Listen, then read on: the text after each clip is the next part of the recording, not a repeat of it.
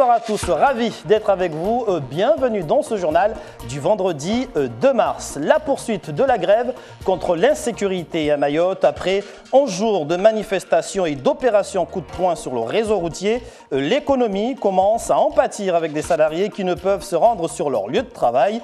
Conséquence, activité en baisse, le reportage tout à l'heure. Une grève générale qui se poursuit de jour en jour avec des opérations de barrage qui ont supplanté les traditionnelles marches de manifestation. Finalement, qui décide de ces actions et comment se mettent-elles en place? Nous avons cherché les réponses et pour parler avec nous du mouvement social, nous serons avec Haussi Bouanaheja de l'Intersyndicale. Et puis nous serons en petite terre pour le top départ ce matin du Tour de l'île en handbike. Une opération d'une semaine qui sera suivie d'un grand séminaire sur le handicap. Le coup d'envoi a été donné depuis la place Congrès de Pamandzi. Domratim Tchengweni sera sur notre plateau tout à l'heure pour parler de cette campagne de mobilisation. Ce sera en fin de journal. 11e jour de grève générale contre l'insécurité et autant de journées de mobilisation et d'action pour manifester une colère de la population. Et parmi ces moyens de contestation, les barrages routiers sont les plus démonstratifs. Nous prenons tout de suite la direction du carrefour de Chikoni pour retrouver Abi Saïda Dinani. Sur place, un barrage est en place depuis le début de semaine. Bonsoir Abi, quelle est la situation sur place avec les personnes qui tiennent ce barrage?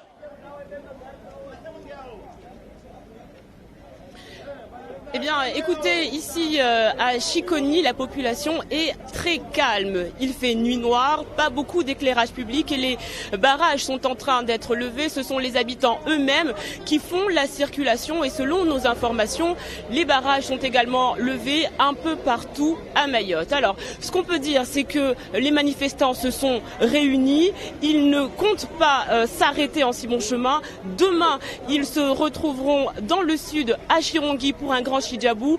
Ils convergeront ensuite vers Kombani pour une marche, toujours pour dénoncer ces faits de violence et ces faits de violence qui se sont donc passés suite à ces différents barrages. Dimanche, un Maoulida Chengue est prévu. Il n'y aura donc normalement pas de barrage pour ce week-end, mais en tout cas, les manifestants ont prévenu que dès lundi, ces actions devraient normalement reprendre en attendant des réponses du gouvernement qui se font attendre. Merci Abi pour toutes ces précisions. Je rappelle qu'Abi Saïda Dinani est accompagné de Fahar Husseini. Les barrages se multiplient donc un peu partout en Grande Terre et un peu plus tôt dans la journée sur le carrefour de Chirongui. La tension est montée d'un cran, notamment lorsqu'un jeune a été intercepté avec des armes blanches dans son sac à dos. Les détails avec Miss Baudine Bakar, Bibi Mariam Halidi et Atoumani Simba. Le sud de l'île, comme le reste du territoire, se réveille encore ce matin avec les barrages érigés un peu partout sur les axes stratégiques. En bloquant Chirongui et Bandélé, c'est tout le sud qui est congestionné. Qu'à cela ne tienne, les grévistes sont plus que jamais décidés et ils en appellent à l'indulgence et à la solidarité de tous. Il ne faut pas que vous, les passants, les passagers, peu importe, ne soyez pas décourageants, ne soyez pas déçus, ne soyez pas vexés, parce que c'est là... C'est notre grève, nous tous.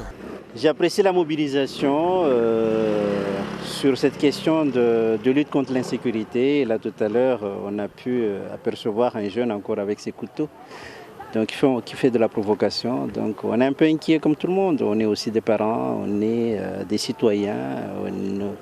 Nous vivons un peu ces territoires et lorsqu'on a connu un peu comment les choses ont évolué très vite, on a toutes les raisons pour...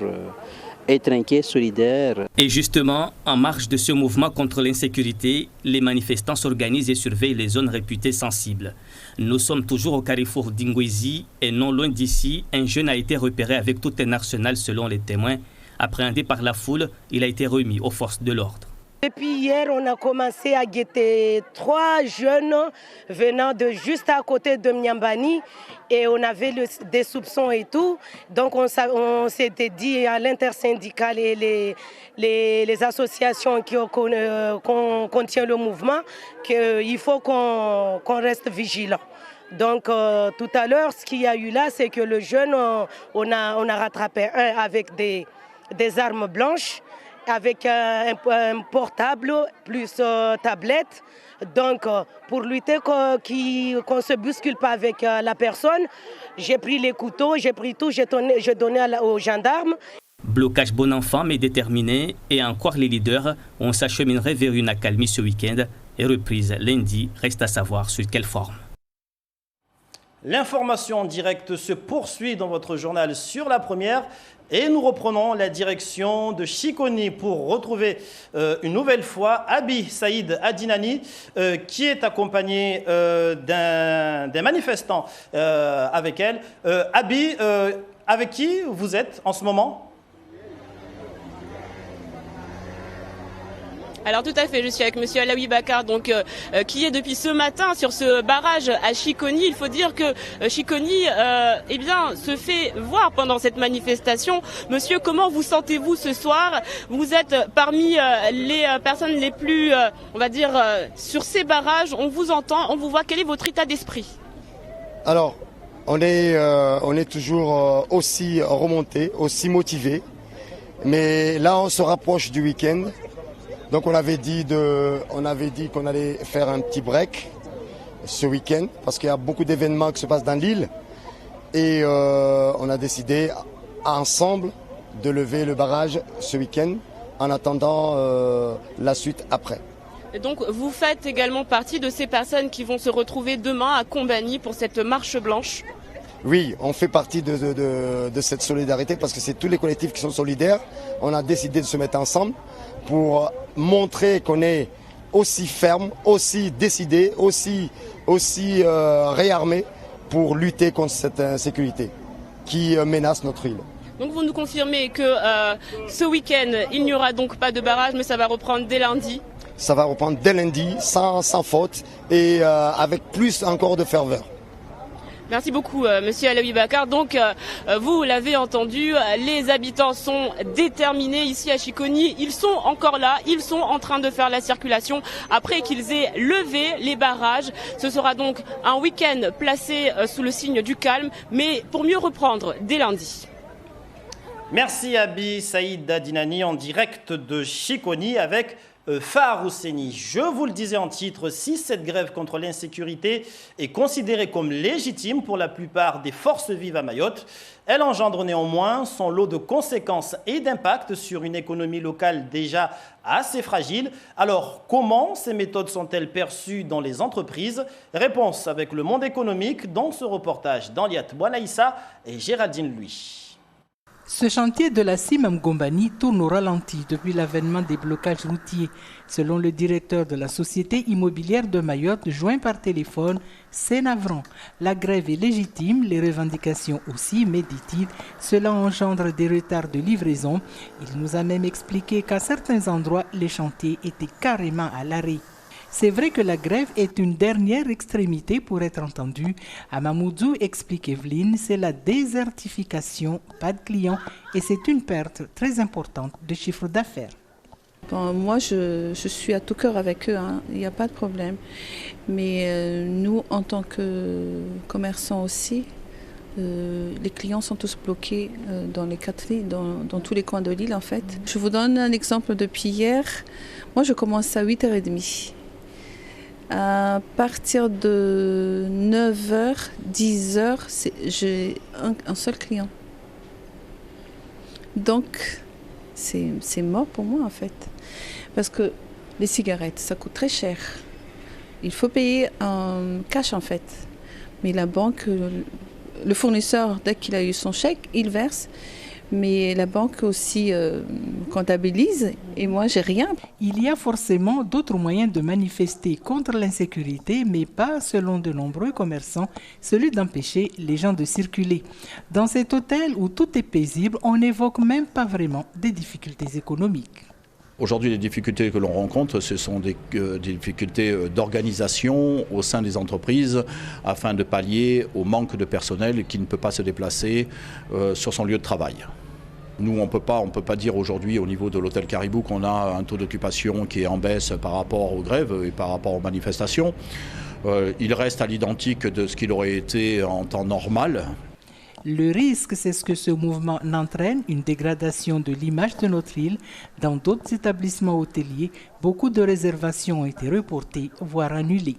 C'est à nous aussi de faire un travail de pouvoir rassurer, comme nous le faisons tous les jours dans l'enceinte du Caribou. On rassure notre clientèle susceptible de venir en leur disant que oui, ils peuvent barger. On les rassure aussi par rapport à la surmédiatisation qu'il peut y avoir sur les éléments extérieurs qui peuvent avoir un impact économique.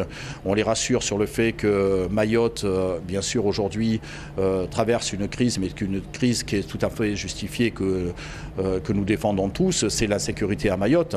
Pour tous, l'impact économique se fera sur les mois à venir. Aujourd'hui, c'est cette image diabolisée de Mayotte à l'extérieur qui peut beaucoup impacter sur le tourisme notamment. Les Mahorais veulent justement faire évoluer Mayotte, sinon ils ne seraient pas nombreux dans les rues à réclamer plus de sécurité, un des facteurs clés de développement d'un pays.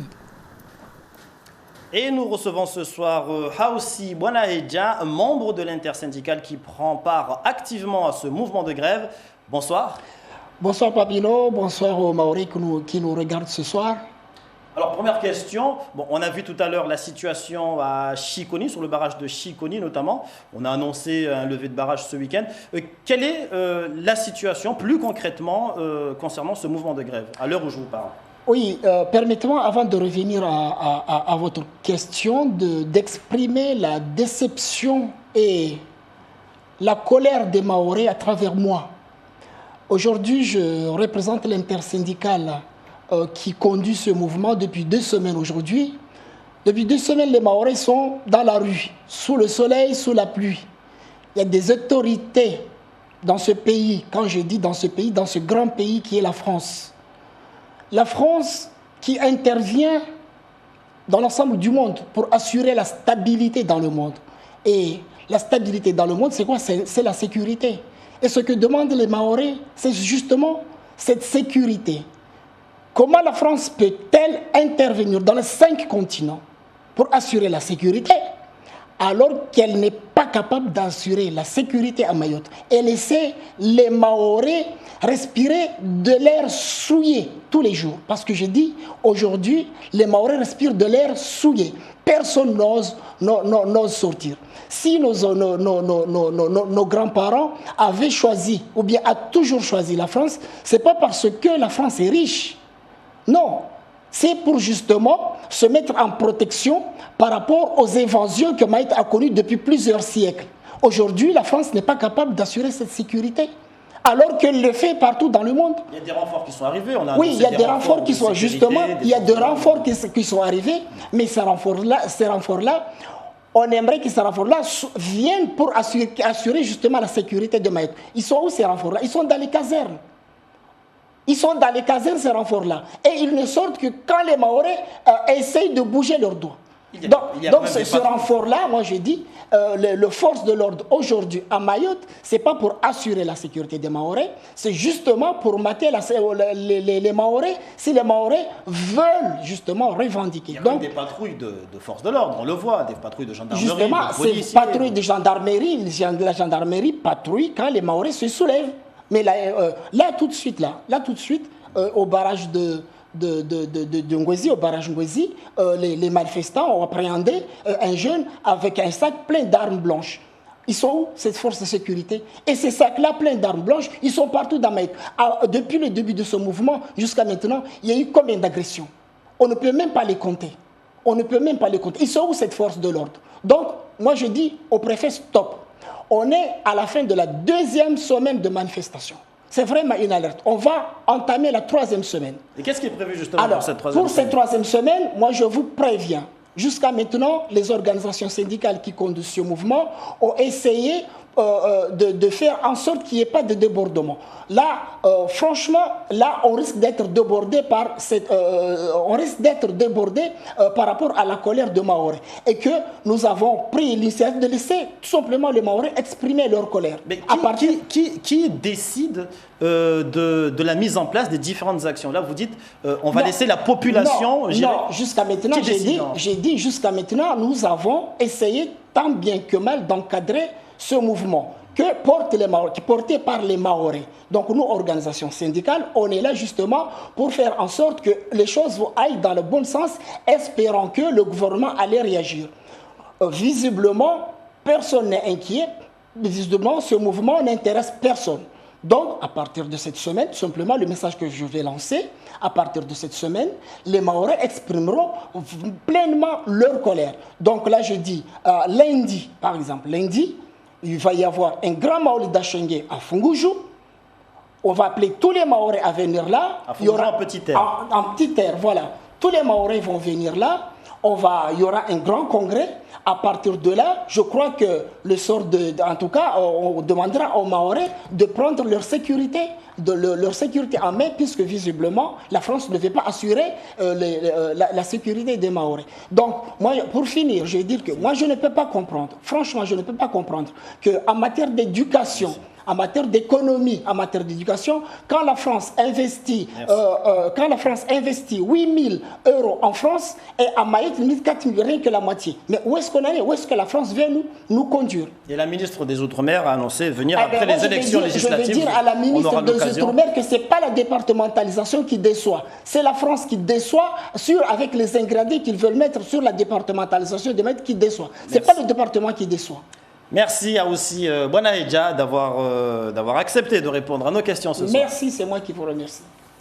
Et puis, ces images de cet accident survenu à proximité de Tahiti-Plage, dans la commune de Sada, vers la route départementale 5.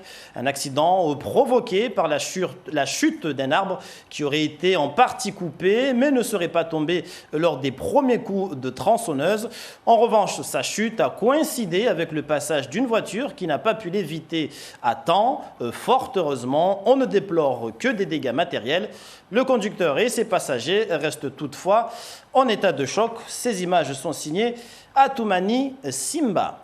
Une grève générale qui impacte donc sur le déplacement de la population sur le territoire, mais aussi pour ceux qui doivent quitter le département en se rendant à l'aéroport. Certains d'entre eux se rendent à La Réunion après un certain parcours de combattants pour ne pas rater l'avion. Découvrez leur témoignage à leur arrivée à l'aéroport Roland-Garros à Saint-Denis dans ce reportage de Nadia Tayama et Willy Tevnin. Mayotte paralysée, alors pour ne pas rater l'avion, ce voyageur a pris un petit bateau tôt ce matin afin de contourner les barrages routiers. Les routes sont barrées, sont bloquées aujourd'hui, donc c'est difficile de circuler, en tout cas dans les villages tout simplement. N'en parlons pas pour arriver à Mamoudzou, c'est très difficile. Ouais. Cette famille a également dû s'organiser pour pouvoir embarquer à l'heure. On a dormi sur Petite Terre hier soir. Pour éviter de rater l'avion qui était tôt ce matin, on a dû prendre la barge à 18h et sauter un peu les barrages pour être en petite terre ce matin. C'est un mouvement légitime. Cependant, ce sont les méthodes qui sont un peu compliquées parce que barrer les habitants pour ne pas pouvoir venir à Mamoudzou, c'est un peu compliqué. Nous les Maoris, on étouffe. On sait que en termes de nombre, on est inférieur à la population clandestine. Et on a besoin d'aide, on crie à l'aide tous les jours, on crie à l'aide et le gouvernement ne nous entend pas. Et là, ça ne peut plus continuer. On attend toujours des réactions imminentes de l'État. Certains élus commencent à prendre l'ampleur des agissements. Donc on attend. La seule voie pour se faire entendre, ce sont les blocages et ça continue de plus belle. La colère grandit sur place. La grève générale va s'inscrire dans la durée, promet le porte-parole du collectif des citoyens de Mayotte à l'origine du conflit. Nous sommes en insécurité. Tout le monde le sait, il y a des coupeurs de route, il y a des caillasseurs de voitures, il y a le banditisme, il y a de tout. Les écoles sont fermées depuis le mois de décembre. Pour cause, les chauffeurs de bus n'osent pas conduire leur bus parce qu'ils sont en insécurité. Le collectif espère être entendu avant la rentrée des classes prévue dans 10 jours. Top départ du Tour de l'île en fauteuil roulant ce vendredi matin. C'est la deuxième année qu'est organisé l'événement à l'initiative de Dr Léo. Et c'est aujourd'hui, depuis la Petite Terre, que sont partis les participants accompagnés de leur famille dans une ambiance bon enfant. La suite avec Shafika Salimkou, Asadi Razafitsehen. C'est en chanson et danse traditionnelle que s'est ouvert le tour de l'île en fauteuil roulant, place du Congrès à Pamandzi. La trentaine de participants, leurs familles et les différentes associations organisatrices de l'événement ont marché de Pamandzi à l'abattoir sous un soleil de plomb. Les personnes en situation de handicap qui ont fait le déplacement sont là pour différentes raisons. C'est un message que j'envoie à toutes les personnes qui n'ont pas d'handicap et qui ne respectent pas les handicapés. C'est une bonne cause parce que les personnes à mobilité réduite à Mayotte sont isolées, oubliées par nos élus. Donc c'est un combat qui me concerne puisque moi-même je suis en fauteuil. Donc du coup j'ai voulu participer pour sensibiliser la population et nos élus locaux. Arrivé à l'abattoir, c'est sur la place de la mairie que le cortège a été accueilli. Les organisateurs auraient aimé avoir plus de monde, mais le mouvement social du moment ne l'a pas permis. Même nous, au niveau de la MDPH, on n'a pas tous nos agents. Donc l'organisation, elle faillit un petit peu. Donc j'en profiterai, pendant que j'ai le micro, de lancer un message aux grévistes, au collectif, en leur disant que leur combat, c'est notre combat, mais aussi le combat des personnes handicapées. Je pense que ça nous touche tous au jour d'aujourd'hui. Et donc, on demande leur indulgence. En attendant, ceux qui ont pu participer à cette première étape ont profité d'un beau spectacle de zouk chanté par le jeune Samuel. Même si Dieu m'a fait comme ça, je suis un combattant. Il a fait se lever tout le monde. Prochaine étape du tour, demain, de Kungu à Akwa.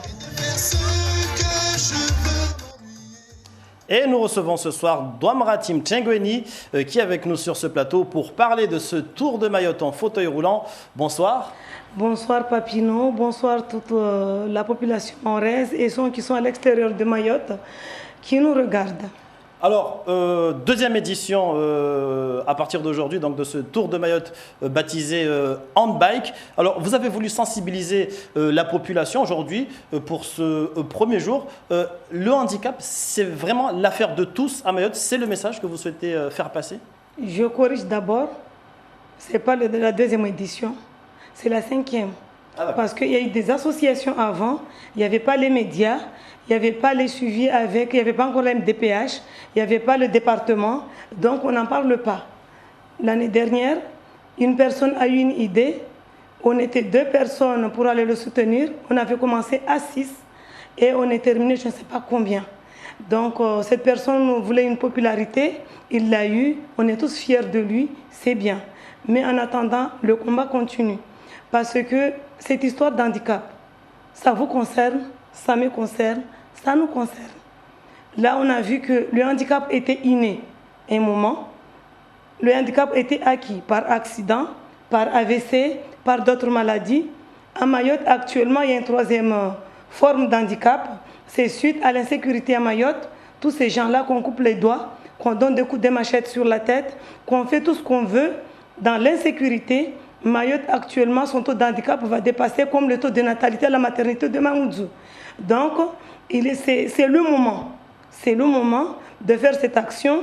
Certes, on l'avait mis en place sans penser que l'actualité et la quotidienneté de Mayotte va obliger Mayotte aujourd'hui de réagir mais fermement pour être attendu. C'est pourquoi, en concertation avec les représentants syndicaux, en concertation avec le collectif, nous avons discuté qu'on ne va pas arrêter ce tour qu'on avait déjà planifié.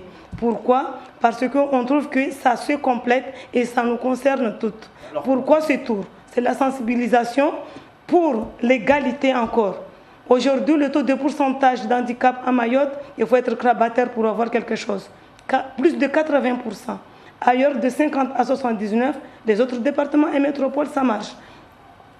Comme cette attente d'un transfert, rien qu'un transfert d'un dossier des Mahorais aujourd'hui qui dit que Mayotte est département, je suis en métropole ou je suis à La Réunion, Mayotte département, je rentre chez moi, au moins récupérer mon terrain qui a été accaparé par quelqu'un qui n'a rien à voir avec son terrain.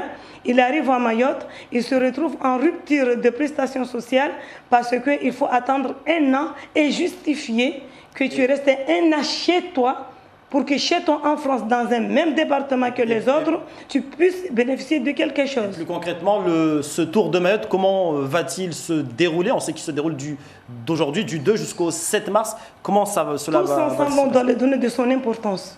Tous ensemble, on doit primer pour ce tour, pour dire que c'est cette catégorie de personnes qui est isolée, qui a été enfermée avant, qui a été attachée parce qu'il ne pouvait pas se prendre en charge, que les familles se trouvaient complexées parce que c'était des superstitions, des choses. Aujourd'hui, cette catégorie de cette population doit sortir, doit trouver. Aujourd'hui, vous ne savez pas la fierté et la satisfaction de voir Samuel devant sa mère, devant ses tiens, chanter. Chanter, c'est une façon de dire que même si je suis né aveugle, j'existe et je dois exister et je dois vivre. Merci. Donc, le mot de lancement, je ne vais pas m'arrêter parce que c'est très important. On l'a débuté et on va continuer comme c'est prévu ce tour de Mayotte en fauteuil roulant. Et on demande la solidarité de tous les partenaires comme vous étiez aujourd'hui, ainsi que de la population de Mayotte. Merci beaucoup Domrati Mtchengoni. Vous avez été très complète sur cette présentation de ce tour de Mayotte en fauteuil roulant. Bon courage en tout cas pour cet événement. Pour nous tous, on est devant ici. Merci. Voilà tout pour l'actualité de ce vendredi. À retenir notamment la poursuite aujourd'hui du mouvement de grève générale contre l'insécurité, avec encore aujourd'hui plusieurs barrages dressés sur les axes routiers du département. Les manifestants ainsi que les membres qui prennent part à ce mouvement ont annoncé que la levée des barrages ce week-end et annoncent également un durcissement des actions de protestation à partir de la semaine prochaine. Merci pour toute votre attention tout le long de cette semaine d'information. Vous qui nous suivez sur notre page Facebook, en radio et sur le web. Dans un instant, vous serez avec Darwesh Daou pour le journal en maoré. À 20h, vous pourrez suivre Broad Rush. Puis à 21h40, le plus grand cabaret du monde. Excellente fin de semaine à tous avec nos programmes sur la première. Belle soirée à tous.